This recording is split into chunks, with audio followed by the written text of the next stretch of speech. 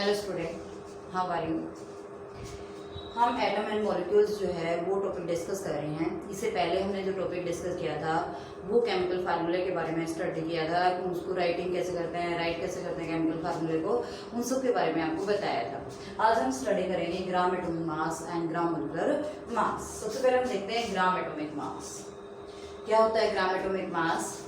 Gram atomic mass is the amount of an element whose mass in grams is numerically equal to its atomic mass. ग्राम जो atomic mass है वो जो है किसी element का वो अमाउंट होता है जिसको हम मास में एक्सप्रेस यानी ग्राम्स में एक्सप्रेस करते हैं और जिसकी वैल्यू जो है उसके एटॉमिक मास के न्यूमेरिकली इक्वल होती है। कुछ एग्जांपल हम लेके चलते हैं, जैसे कि एग्जांपल के तौर पे oxygen, atomic mass of oxygen, atomic mass of oxygen. Oxygen का जो एटॉमिक मास है वो कितना है? 16 U। अब अगर हम बात करें ग्राम एटॉमिक मास की, gram atomic mass of oxygen, oxygen का ग्राम एटॉमिक मास कितना होगा बेटा? 16।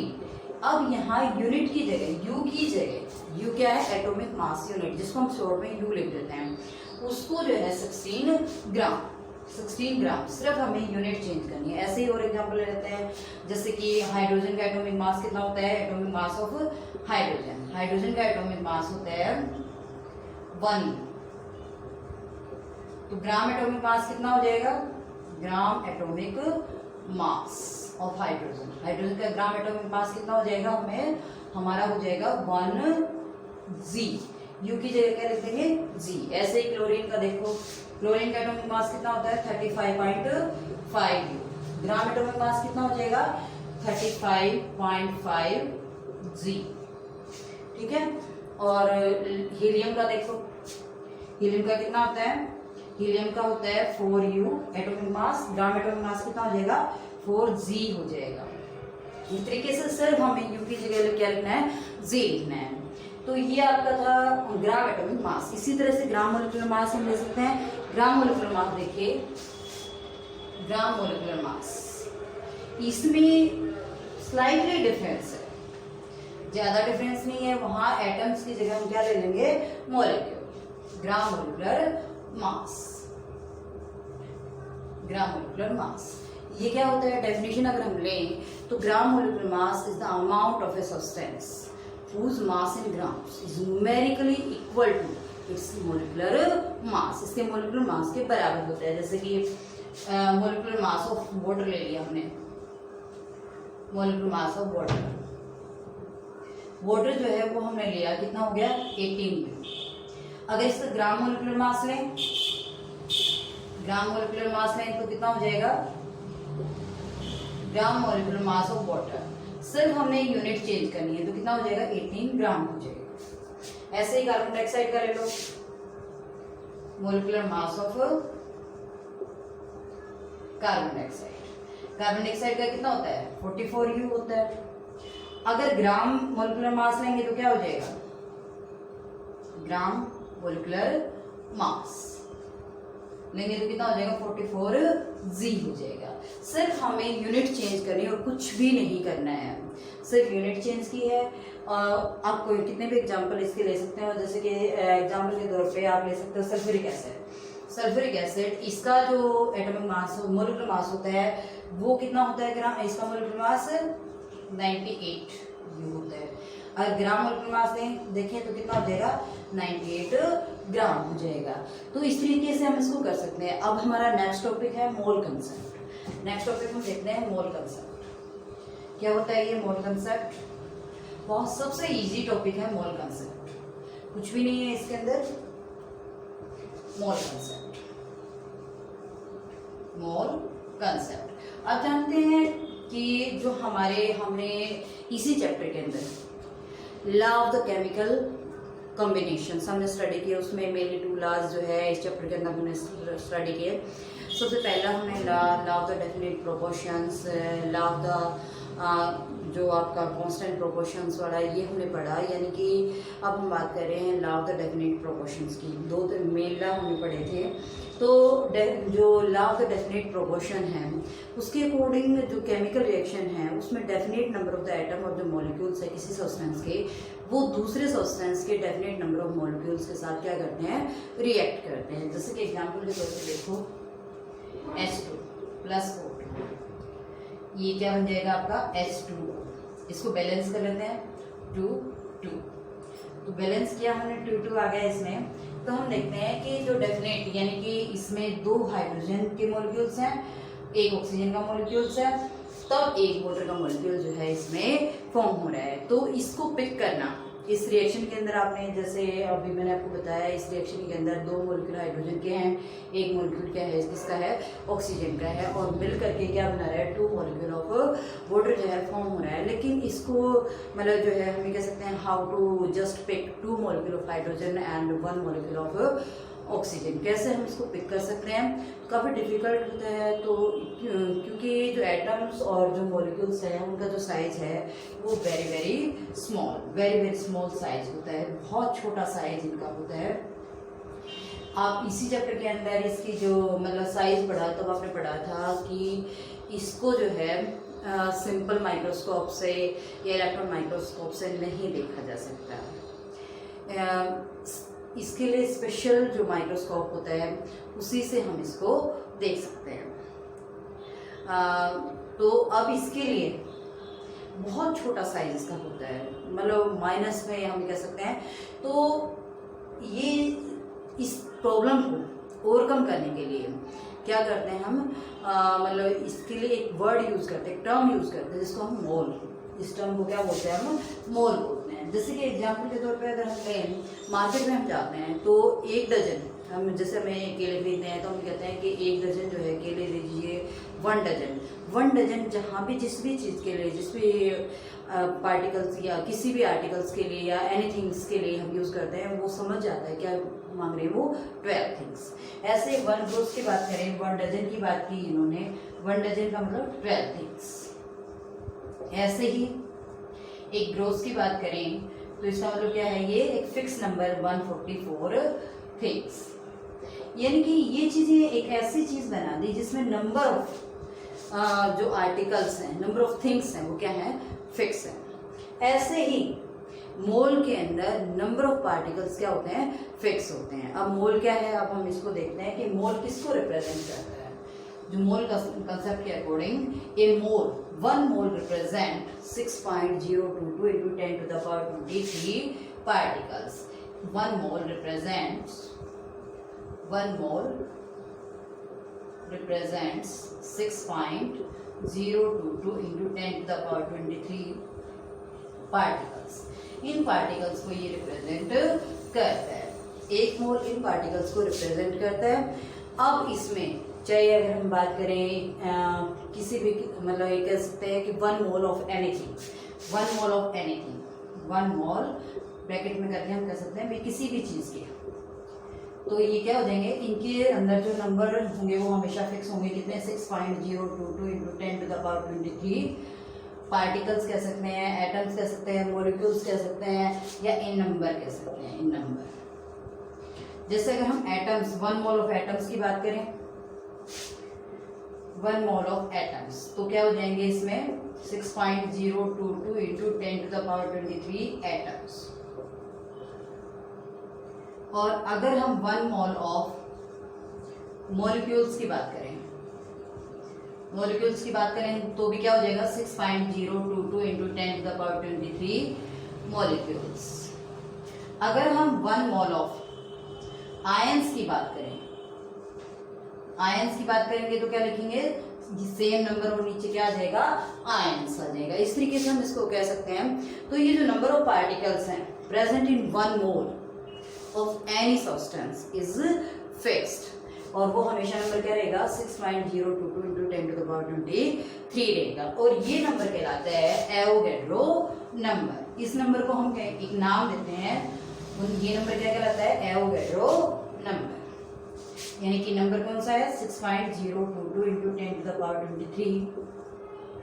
ये जो नंबर है इसको हम कहते हैं एवोगैड्रो नंबर, एवोगैड्रो नंबर कहेंगे।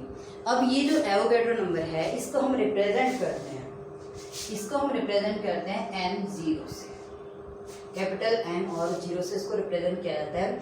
इसका ये एवोगैड्रो नंबर नाम किसके ओनर में पड़ा, इसको डिस्कवर किया था इटालियन जो साइंटिस्ट था उसने इसको डिस्कवर किया था, जिसका नाम था एमिडो एवोगैड्रो, एमिडो एवोगैड्रो, एमिडो एवोगैड्रो।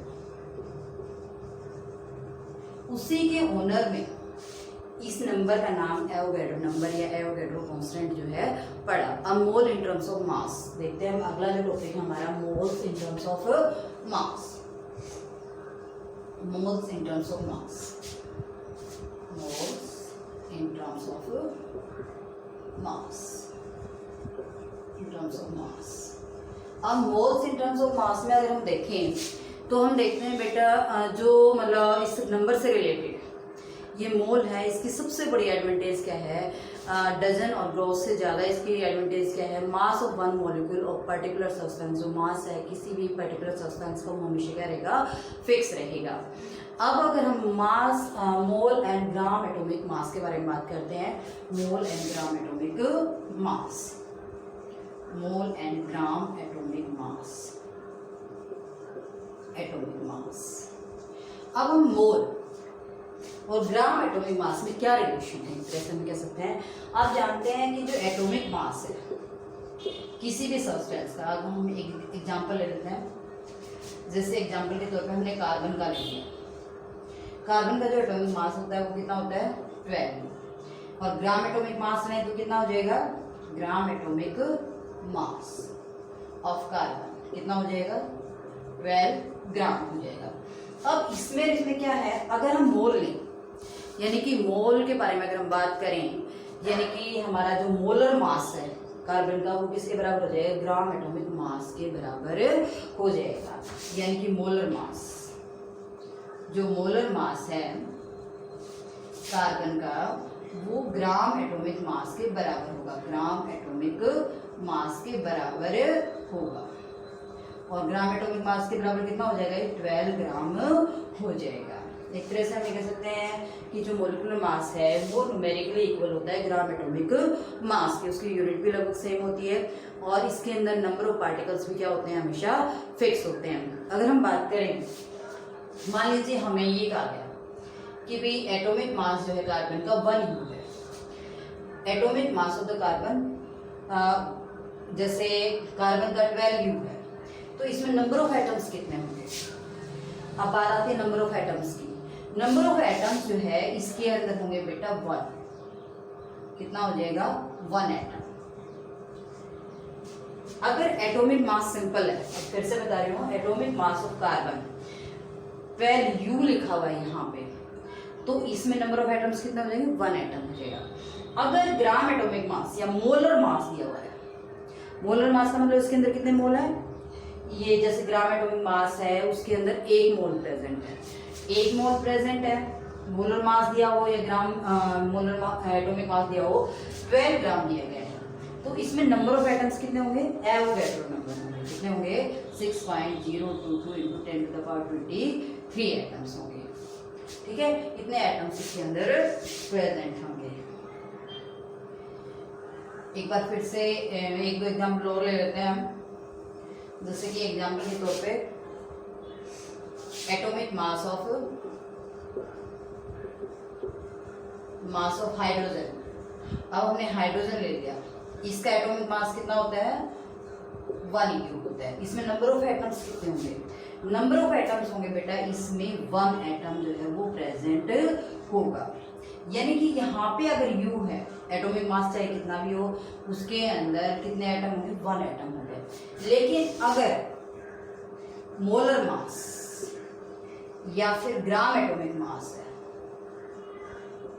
क्योंकि ये दोनों चीजें आपस में इक्वल है, मोलर मास की बात कर दी तो यहाँ पे यानी कि किसके बराबर है, ये 1 मोल के बराबर है, और 1 मोल इसके किसके बराबर होगा, 1 G के बराबर होगा। अगर यहाँ G आ गया तो नंबर ऑफ एटम्स कितने होंगे इसमें 6.022 इंटू 10⁻23 एटम्स। ये बात आपको अच्छे से ध्यान देनी है। न्यूमेरिकली इक्वल है ये दोनों, न्यूमेरिकली इक्वल है, कोई डिफरेंस नहीं, सिर्फ यूनिट का डिफरेंस है। और इस यूनिट से ही बहुत ज्यादा अंतर आ जाता है। अगर 1 U लिखा है तो क्या हो जाएगा, 1 एटम हो जाएगा। G लिखा है तो एवोगैड्रो नंबर के बराबर हो जाएगा। अब अगर हम इसको मतलब जो है कंसेप्ट को समझें तो 1 mole of the atom of an element, 1 मोल, ये देखिए 1 मोल, एक जो मोल है, एक mole of the atoms of an element, ये किसके बराबर होगा, ये बराबर होगा इसके मोलिकुलर मास के या gram atomic mass of an element, gram atomic mass of an element, gram atomic mass of an element के बराबर होगा, एलिमेंट के बराबर होगा, या फिर हम ये कह सकते हैं मोलर मास के बराबर होगा। अब इसमें नंबर ऑफ पार्टिकल्स कितने होंगे, वही सेम जो चीज अभी बता रही है, एवोगैड्रो नंबर 6.022 इंटू 10⁻23 एटम्स, यहाँ एटम आ गया तो यहाँ भी हम क्या लिखेंगे, एटम्स ही लिखेंगे, इसके बराबर होगा। अब हम देखते हैं, जैसे मैंने एटॉमिक मास के बारे में बताया, ऐसे ही इसका दूसरा मतलब जो है mole and gram molecular mass, mole and gram molecular mass. देखो mole and gram molecular mass, mole and gram molecular mass, molecular mass same चीज इसमें आती है। जो 1 मोल है, सेम कंसेप्ट है, 1 मोल ऑफ ए कंपाउंड, जो 1 मोल है या ये कह सकते हैं 1 मोल ऑफ ए कंपाउंड जो है वो हमेशा इक्वल होता है ग्राम मोलिकुलर मास के, उसके मोलिकुलर मास के बराबर होता है। अब हम जो है 1 mole of a compound is equal to gram molecular mass, mass के बराबर होता है, ग्राम मोलिकुलर मास के, और ये किसके बराबर होता है, एवोगैड्रो नंबर के बराबर होता है 23। अब यहाँ पे मॉलिक्यूल आ गया, मॉलिक्यूलर आ गया तो यहाँ क्या क्या लिखेंगे, मॉलिक्यूल्स के बराबर होगा। अब इसी चीज को हम एग्जांपल के थ्रू समझने की कोशिश करते हैं। जैसे 1 मोल कंपाउंड की जगह हम वाटर ले लेते हैं, भी वाटर कंपाउंड हमने लिया है तो उसका ग्राम मोलिकुलर मास कितना होगा या मोलिकुलर मास कितना होगा, ये हो जाएगा 1 मोल ऑफ वाटर, ये हो जाएगा 18, यानी कि 1 मोल ऑफ ये 18 ग्राम के बराबर हो जाएगा। अब हम इसको जैसे अगर हम मोलिकुलर मास लें, simply molecular mass of water का सिंपली मोलिकुलर मास कितना हो जाएगा, 18 U हो जाएगा। इसमें अब नंबर ऑफ मोलिक्यूल्स कितने होंगे, नंबर ऑफ मैंने अभी थोड़ी देर पहले बताया था, सेम U आ गया तो यहाँ पे क्या आ जाएगा बेटा, 1 मोलिक्यूल आ जाएगा, 1 मोलिक्यूल आ जाएगा। मोलिकुलर मास ऑफ वाटर अगर यहाँ U आ जाता है यानी कि सिंपल मोलिकुलर मास है तो 1 मोलिक्यूल प्रेजेंट होगा। अगर ग्राम मोलिकुलर मास है, ग्राम मोलिकुलर मास या फिर मोलर मास, ये किसके बराबर होगा, 1 मोल के बराबर होगा, 1 मोल ऑफ कंपाउंड या 1 मोल ऑफ मॉलिक्यूल्स, ये किसके बराबर होगा, ये बराबर होगी संख्या 6.022 इंटू 10⁻23। जैसे अब वाटर क्या है, 18 ग्राम में कितने होंगे, एवोगैड्रो नंबर होंगे, 6.022 इंटू 10⁻23 मॉलिक्यूल्स। और अगर यहाँ पे 18 U आ जाता है तो सिर्फ एक G आ जाता है तो एवोगैड्रो नंबर। और ले लेते हैं एक दो एग्जांपल, जैसे कार्बन डाइऑक्साइड का ले लेते हैं, कार्बन डाइऑक्साइड का ले लेते हैं CO2, इसमें कितना होगा 44 ग्राम हो गए, तो नंबर कितने प्रेजेंट होंगे, एवोगैड्रो नंबर प्रेजेंट होंगे, एवोगैड्रो नंबर इसके अंदर इतने नंबर और मॉलिक्यूल्स प्रेजेंट होंगे। अगर हम बात करें यहाँ पे जैसे molecular mass of carbon dioxide, तो तो ये हो गया सिंपल। अगर हम बात करें तो 44U हो गया, तो इसमें मॉलिक्यूल कितने होंगे, 1 मॉलिक्यूल हो गया। अब आपको कंसेप्ट क्लियर हो रहा होगा। अगर U आ जाता है, अगर यूनिट U आ जाते हैं तो 1, और अगर G आ जाते हैं तो एवोगैड्रो नंबर। ये था आपका चैप्टर। आयंस के बारे में और बता देते हूँ। आयंस में देखिए, जैसे कि सोडियम पॉजिटिव आयन, इसका सिंपल एटॉमिक मास कितना होगा, इसका जो एटॉमिक मास होगा, वैसे तो इसका कितना होता है, जो एटॉमिक मास है वो जो है वैसे तो सिंपली होता है 23, लेकिन यहाँ पॉजिटिव आ गया। पॉजिटिव का मतलब एक इलेक्ट्रॉन इसने लॉस कर दिया, तो कितना होगा 22U। अगर सिंपल है तो 22U का मतलब इसमें नंबर ऑफ एटम्स कितने हैं, 1 एटम प्रेजेंट है, या 1 आयन। एटम नहीं कहेंगे यहाँ पे क्योंकि ये आयन आ गया, तो 1 आयन प्रेजेंट है, एटम भी नहीं कहेंगे, 1 आयन। अगर ये इसका ग्राम, हम ये कह सकते हैं ग्राम एटॉमिक आयंस, ये इस तरह से, या इसके अंदर इसको ग्राम्स में रिप्रेजेंट करेंगे, तो ये कितना हो जाएगा 22G। अगर हम लिखते हैं तो ये हो जाएगा आपका 6.02। इसमें नंबर ऑफ आयंस कितने होंगे, इतने आयंस इसके अंदर प्रेजेंट होंगे। ये था आपका एटम एंड मॉलिक्यूल्स वाला चैप्टर। इसके सारे कंसेप्ट जो है वो क्लियर हो गए हैं। आई थिंक, आई होप आपको समझ आया होगा। ओके बेटा, थैंक यू।